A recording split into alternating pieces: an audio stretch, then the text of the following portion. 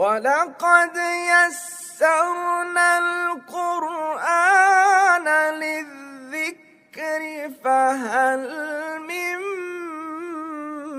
मुद्दकिर।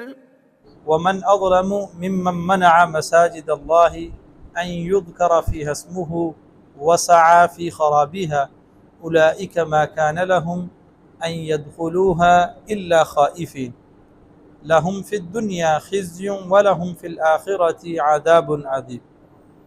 उससे बढ़कर ज़ालिम कौन होगा जो अल्लाह की मसाजिद में इसका नाम लेने से रोके और इनकी वीरानी की कोशिश करे। उन लोगों को मसाजिद में दाखिल होने का हक़ नहीं मगर खौफ के साथ। इनके लिए दुनिया में रुसवाई है और आखिरत में अज़ाब अज़ीम है। बुनियादी तौर पर इस आयत मुबारका का बैकग्राउंड ये है कि अरब जो कुरैश मक्का थे वो पूरे के पूरे अरब पर एक मजहबी सल्तनत कायम किए हुए थे, मजहबी इजारादारी रखते थे। तो उनके यहाँ ये तसव्वुर था कि कुरैश मक्का जिसको चाहें बैतुल्लाह में आने की इजाज़त दे दें और जिसको चाहें वो बैतुल्लाह में आने से रोक दें। और इसके लिए मुख्तलिफ़ किस्म के वाक़यात तारीख़ में होते रहे। और सीरतुन नबी के अंदर अगर हम देखें तो उन्होंने बाकायदा तौर पर जब नबी करीम सल्लल्लाहु अलैहि वसल्लम अपने सहाबा के साथ उम्रा के लिए तशरीफ़ लेकर जा रहे थे, जिस मौका पर सुलह हुदैबिया पेश आई, उसका बैकग्राउंड भी यही था कि उन्होंने नबी करीम सल्लल्लाहु अलैहि वसल्लम को उम्रा करने से रोक दिया, आपके साथियों को भी उम्रा करने से रोक दिया और फिर ये शर्त लगा दी कि अगले साल और उसके बाद वो तशरीफ़ लाए। तो अल्लाह ताला ने बुनियादी तौर पर यहाँ उन लोगों को तंबीह की है, डांटा डपटा है कि जो अल्लाह ताला के घरों में आने से किसी को रोकते हैं। अब ये रोकना दो तरह का है। एक तो यहाँ जो डायरेक्टली बयान किया गया कि आप किसी पर पाबंदी लगा दें कि वो मस्जिद में ना आए, वो बैतुल्लाह में दाखिल ना हो, जैसे मैंने आपसे मिसाल ज़िक्र की। और यही काम इससे पहले भी होता रहा। यहूद ने जब बैतुल मक़दस पर कब्ज़ा किया तो उन्होंने तमाम लोगों पर पाबंदी लगाई। उसके बाद जब ईसाइयों ने बैतुल मक़दस पर कब्ज़ा किया तो उन्होंने यहूदियों और दूसरे मज़ाहिब के लोगों के ऊपर पाबंदी लगा दी कि वो मस्जिद बैतुल मक़दस में दाखिल नहीं होंगे। तो ये तारीख़ी एतबार से मुख्तलिफ़ अदवार में ये काम होता रहा। इसकी एक दूसरी शक्ल ये भी है कि आपके किसी अमल की वजह से, आपकी किसी बात की वजह से अगर लोग मस्जिद से मुतनफ़र हो रहे हैं, मस्जिद से पीछे हट रहे हैं, तो ये भी ख़तरनाक बात है और इस पर हमें ख़ुसूसियत से देखना चाहिए। हमारे आजकल के माशरे में ये सबसे बड़ा मसला मौजूद है कि हम जब ख़ुद थोड़े से प्रैक्टिसिंग होते हैं तो हम फ़ौरन लोगों को जजमेंटल होकर देखने लगते हैं और फिर जो थोड़ा बहुत कोशिश करने वाला होता है वो कभी कभी हमारी सख्त दरस्त अल्फाज की वजह से मसाजिद से पीछे और दूर हटने लगता है। तो अल्लाह ताला ने ये तंबीह फरमाई है उन लोगों को जो भी अल्लाह ताला के घरों से किसी को रोके या वो रोकने का सबब बन रहा है, तो उसे चाहिए तो ये कि वो अल्लाह के घरों में दाखिल हो, लेकिन इस हालत में वो खौफज़दा हो, मतलब ख़ुद उस शख्स को अल्लाह से डरते हुए, उसका खौफ रखते हुए अल्लाह के घरों में दाखिल होना चाहिए। तो ये अल्लाह ताला ने यहाँ हमें ये हुक्म दिया है कि जो मसाजिद हैं वो अल्लाह ताला का घर है। अगर आप हिस्ट्री को देखें और सीरतुन नबी को देखें तो एक ऐसी ऐसी मिसालें आपके सामने आएंगी कि जो मस्जिद का असल तक़द्दुस है उसके बजाय जो हम सब कॉन्टिनेंट में रहने वाले हैं, हमने जो मस्जिद का तक़द्दुस बना दिया, शायद वो बहुत मुख्तलिफ है। असल मस्जिद का तक़द्दुस ये है कि उसमें अल्लाह ताला का नाम लिया जाए, अल्लाह अकेले की बात की जाए, ये उसका तक़द्दुस है। इबादात का एहतिमाम किया जाए, ये उसका तक़द्दुस है। लेकिन इसके अलावा मस्जिद के अंदर मुख्तलिफ़ किस्म के रिफ़ाई कामों का होना ये मस्जिद के तक़द्दुस की पामाली नहीं है। नबी रहमत सल्लल्लाहु अलैहि वसल्लम के दौर के अंदर अगर आप मस्जिद का यूजेज देखें, इस्तेमाल देखें, तो वो बहुत मुख्तलिफ है। नजरान से वफ़द आ रहा है नबी रहमत से डिबेट करने के लिए, किस बात पर? अकीदे पर। आप ईसाई, नजरान वाले ईसाई हैं, वो नजरान से आए हैं और उनकी तादाद मुख्तलिफ बयान की गई है। वो आए और नबी रहमत से गुफ्तगू किस पे कर रहे हैं कि आप सच्चे नबी हैं या नहीं हैं। और ये डिस्कशन कहाँ हो रही है? मस्जिद नबवी में। फिर नबी रहमत ने उनको मस्जिद नबवी में रहने की भी इजाज़त दी, वो मस्जिद नबवी में रह भी रहे हैं। फिर उसी मस्जिद नबवी के एक हिस्से में उन्हें इबादत करने की भी इजाज़त दी। उन्होंने अपनी प्रैक्टिसिंग के मुताबिक मस्जिद नबवी में इबादत भी की। और हम आज शायद किसी गैर मुस्लिम को मस्जिद में दाखिल भी नहीं होने देंगे, और अगर किसी तरीके से वो दाखिल हो गया तो शायद कई जगह पर तसव्वुर तो ये भी होगा कि मस्जिद धोनी पड़ जाएगी।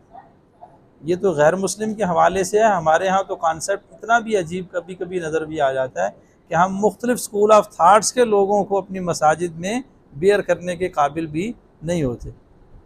इसी तरह अगर आप देखें तो नबी रहमत कैदियों को मस्जिद में बांध दिया करते थे। समामा बिन अस्साल रज़ी अल्लाह तआला अन्हु अपने कबीले के सरदार हैं, कैद करके लाए गए, मस्जिद के स्तून से बांध दिया। 3 दिन तक नबी रहमत ने उनको रिस्पेक्ट भी की, उनको अच्छा खाना भी खिलाया, अच्छा सलूक भी किया उनके साथ। किस लिए? ताकि वो देखें कि मुसलमानों के रोज़ो शब व रोज़ कैसे गुजरते हैं, ये अल्लाह की इबादत कैसे करते हैं। जैसे ही वो मस्जिद से अपनी आज़ाद उस कैद से निकले, उन्हें छोड़ दिया गया, फ़ौरन कलमा पढ़कर मुसलमान हो गए। तो मस्जिद के मुख्तलिफ़ पर्पसेस जो हैं वो नबी रहमत के दौर में रहे। हमने मस्जिद का तक़द्दुस इस अंदाज में बना दिया कि बस आएंगे, नमाज पढ़ेंगे खामोशी से और ख़ामोशी से निकल जाएंगे। नबी रहमत के दौर में मसाजिद के अंदर हर तरह की एक्टिविटी कम व बेश हुआ करती थी। बच्चों का मसाजिद में आना, वालिदैन के साथ मसाजिद में नमाज़ों में शरीक होना, ये मामूल था। ये नहीं है कि कभी कभी बच्चे आते थे, मामूल के साथ आते थे। और नबी रहमत फरमाते हैं, मैं बच्चों के रोने की वजह से अपनी नमाज को कम कर देता हूँ, तख़फ़ीफ़ कर देता हूँ, कमी कर देता हूँ, इसलिए कि उसकी वजह से उसके वालिदैन परेशान हो रहे हैं, उसकी माँ परेशान हो रही है। ये नहीं कहा कि बच्चों को लेके नहीं आना। हमारे यहाँ तो फ़ौरन कह दिया जाता है ये किसका बच्चा शोर मचा रहा है, इसको जो है वो मस्जिद में ना लाया जाए। तो ये जो चीज़ें हैं ये असल कॉन्सेप्ट है मस्जिद का। तो ये जो मना करना है ये इस तरह से भी मना करना है कि अगर एक पेरेंट अपने बच्चे को मस्जिद में लेकर आया, और नबी रहमत की वो हदीस मुबारक हमें ज़रूर अपने जहन में रखनी चाहिए। आप सल्लल्लाहु अलैहि वसल्लम ने फरमाया, मुरु औलादकुम बिस्सलाति इज़ा बलगू सबअन, अपने बच्चों को मस्जिद साथ लेकर जाओ, नमाज के लिए साथ लेकर जाओ जब वो 7 साल के हो जाएं। अब 7 साल का बच्चा जब मस्जिद में आएगा तो कुछ ना कुछ तो वो शरारत कर लेगा। हुक्म ही है कि उसको साथ लेकर जाओ ताकि वो प्रैक्टिसिंग हो। पहले हम लेके नहीं जाते, फिर जब हम चाहते हैं वो नहीं आता।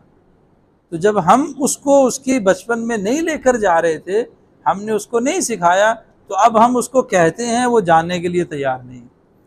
तो अगर कोई आदमी अपने बच्चे को साथ लाया और आपने उसको डांट दिया, बच्चे को डांटा या उसके वालिद को डांट दिया, तो मैं ये समझता हूँ उसे इन आयात का अच्छे तरीके से मुताला करना चाहिए कि हो सकता है वो बच्चा फिर मस्जिद में दाखिल ना हो, वो डर की वजह से ना हो सकता है किसी और वजह से ना हो। तो उसे इस आयत का ज़रूर मुताला करना चाहिए कि कहीं वो इस ज़ुमरे में तो नहीं आता जो लोगों को मना कर रहा है अल्लाह ताला की मस्जिदों में आने से, वहाँ अल्लाह ताला का ज़िक्र करने से। इसी तरह अगली आयत है, वलिल्लाहिल मशरिक़ वल मग़रिब फ़अय्नमा तुवल्लू फ़सम्मा वजहुल्लाह इन्नल्लाह वासिउन अलीम। और मशरिक़ हो या मग़रिब दोनों अल्लाह ही के हैं, बस जिधर भी रुख करो उधर अल्लाह ताला की ज़ात है। बेशक अल्लाह ताला सब चीज़ों का इहाता रखने वाला, बड़ा इल्म वाला है। इस आयत मुबारका के बैकग्राउंड में जो 2 रिवायात ज़िक्र की हैं, इमाम बुखारी रहमहुल्लाह ताला ने सही बुखारी में और इमाम अबू दाऊद ने सुनन अबी दाऊद के अंदर ये रिवायत ज़िक्र की है कि एक सहाबी हैं, उन्होंने नमाज अदा की और वो नमाज उन्होंने सवारी पर अदा की, और सवारी पर नमाज अदा करने की वजह से कभी वो दाईं तरफ मुड़ जाती और कभी बाईं तरफ, और वो अपनी नमाज को जारी रखे हुए थे। बुनियादी तौर पर हुक्म ये है कि जो फ़र्ज़ नमाज है वो आप किबला रुख होकर और सही जगह पर जहाँ मुस्तकिर है वहाँ पर आप नमाज़ पढ़ेंगे। नवाफिल जो हैं वो सारे के सारे आप पहली बार अगर किबला रुख हो जाएं और उसके बाद सवारी पर हैं और सवारी आपकी रुख तब्दील करती रहे तो उसमें कोई हर्ज नहीं है। लेकिन जो फ़र्ज़ नमाज है उसके लिए हुक्म यही है मजमूई तौर पर कि जब आपने नमाज़ पढ़नी है तो उसके लिए किबला रुख होना भी ज़रूरी है और आपका मुस्तकिर होना भी, यानी आपका एक जगह पर ठहरना भी ज़रूरी है। नफल नमाज के लिए ये रुख्सत दे दी गई है कि जो आदमी नवाफिल अदा कर रहा है, चाहे वो सवारी पर है चाहे गाड़ी में है, पहली बार वो अपना किबला रुख की तरफ करके मुँह जो है वो नियत करेगा और उसके बाद अगर सवारी का रुख चेंज भी होता रहे उस पर कोई हर्ज नहीं है। तो इस जो सहाबी का अमल है उसके ऊपर मुख्तलिफ लोगों ने नबी रहमत से सवाल किया कि फ़लाँ बंदे ने नमाज़ पढ़ी और कभी वो इधर को जा रहा था और कभी ये जा रहा था। तो अल्लाह ताला ने इस आयत मुबारका को इस अंदाज़ में नाजिल किया, वलिल्लाहिल मशरिक़ वल मग़रिब फ़अयनमा तुवल्लू फ़सम्मा वजहुल्लाह, कि अल्लाह रब्बुल आलमीन के लिए मशरिक़ व मग़रिब हैं, तो तुम जहाँ कहीं भी रुख करोगे वहाँ अल्लाह ताला की ज़ात मौजूद है। लेकिन इसमें स्पेसिफ़िकेशन ये ज़रूर जहन में रखें कि अल्लाह ताला ने ख़ास कर दिया कि जब फ़र्ज़ नमाज होगी तो नबी रहमत ने फरमाया कि वो किबला रुख होने का अहतमाम भी किया जाएगा और रुक कर अच्छे तरीके से नमाज अदा करने का भी अहतमाम किया जाएगा।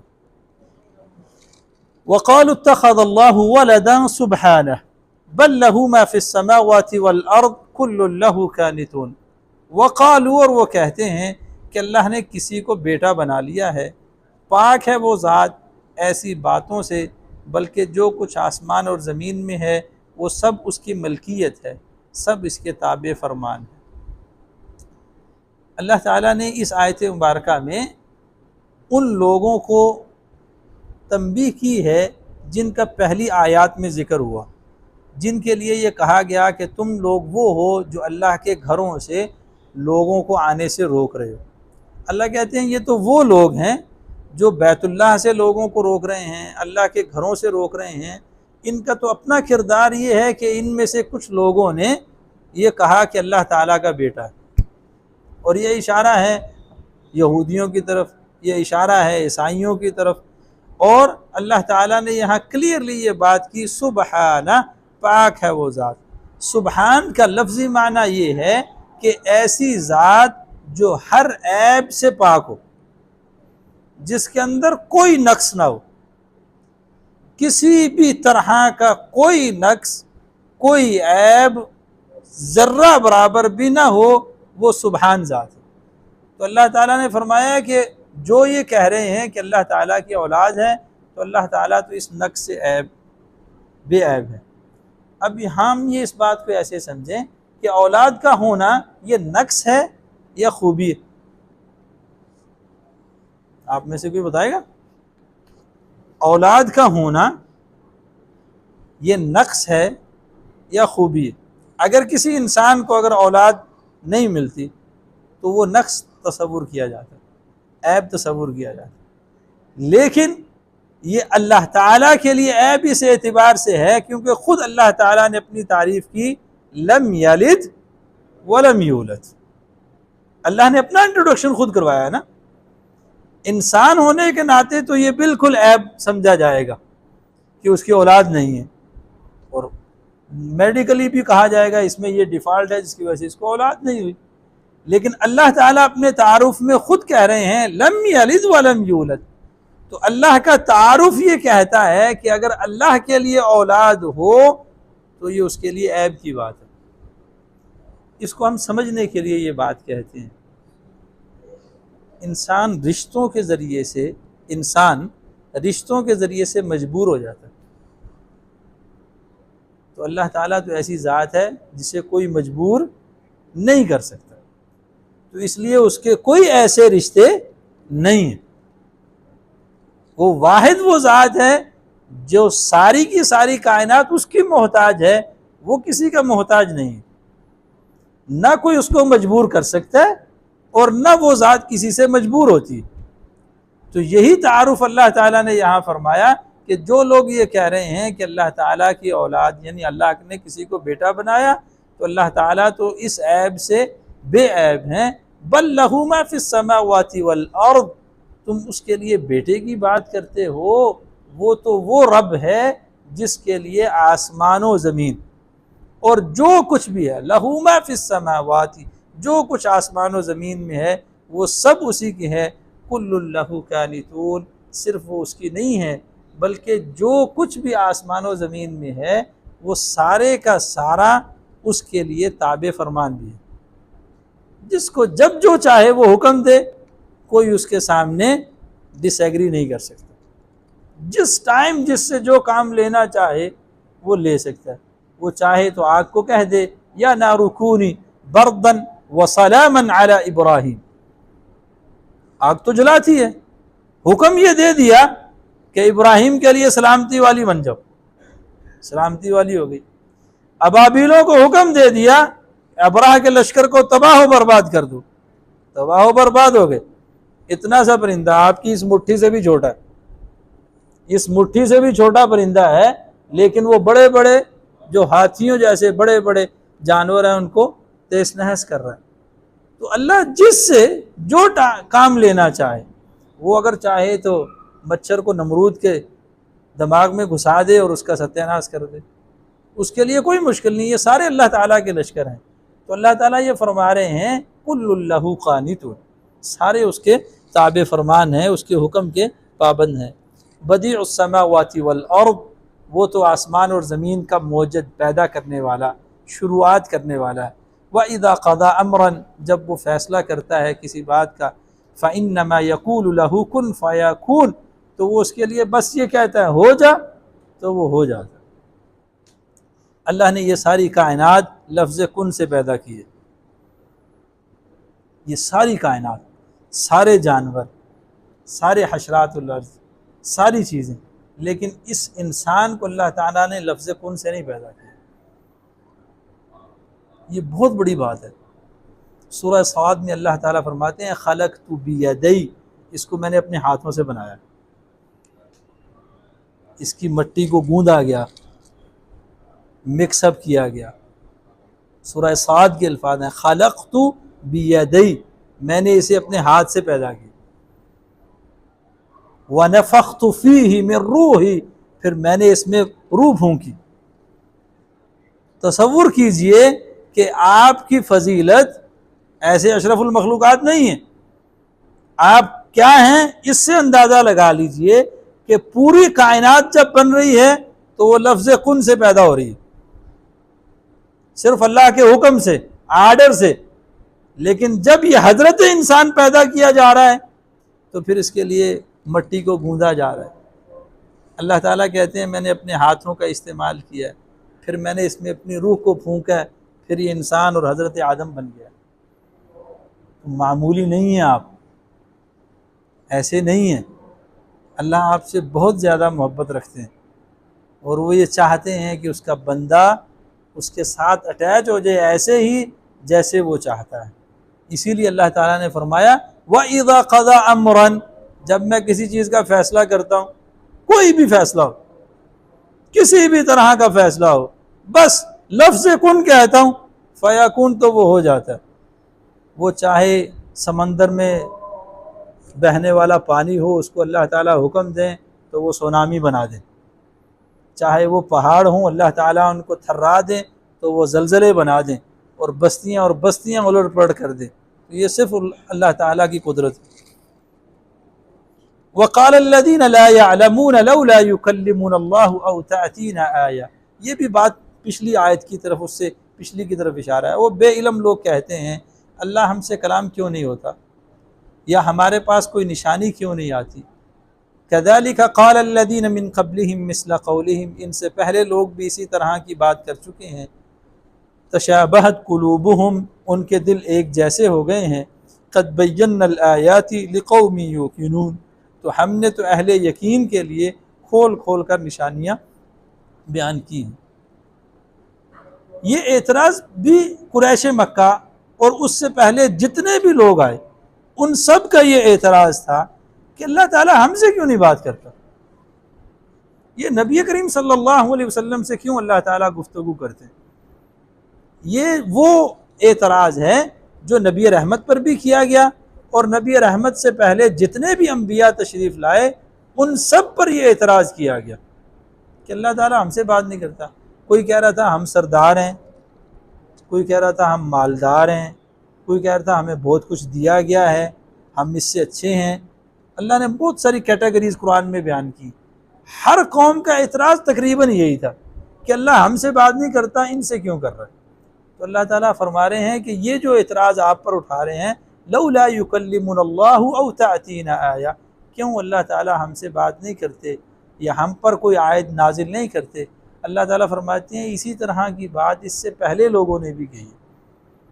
अल्लाह किसको मुंतखब करते हैं ये अल्लाह ताला का इख्तियार है, ये किसी और के पास इख्तियार नहीं है। अल्लाह ताला फरमाते हैं इनके दिल मिले हुए हैं, ये आपस में एक ही तरह की गुफ्तगू और एतराज़ात करते हैं। क़द बय्यन्नल आयाति लिक़ौमिन युक़िनून, ये तो हमने खोल खोल निशानियाँ इसलिए बयान की ताकि अहले ईमान जो हैं इस पर यकीन कर लें। बुनियादी तौर पर अल्लाह ताला ने कुरान मजीद में जो अम्बिया के क़िसस बयान किए, वाक़यात बयान किए, उसका असल मकसद ही ये कि पहले लोग जिस तरह से सोच रहे थे, जिस तरह से एतराज़ात कर रहे थे, सेम उसी तरह की बातें नबी रहमत सल्लल्लाहु अलैहि वसल्लम के बारे में भी की गई। तो इसलिए अगर उन लोगों का नतीजा इन एतराज़ात के उठाने के बाद तबाह बर्बादी का था, तो अगर आप लोग भी उसी तरह से नाफरमानी करोगे और उसी तरह से अल्लाह ताला के अहकामात को झुटलाओगे तो फिर तुम्हारा मुक़द्दर भी तबाह बर्बादी की तरफ ही जाएगा। अल्लाह ताला से दुआ है अल्लाह समझने अमल करने की तौफ़ीक़ अता फ़रमाए। व मा अलैहि इल्लल बलाग़।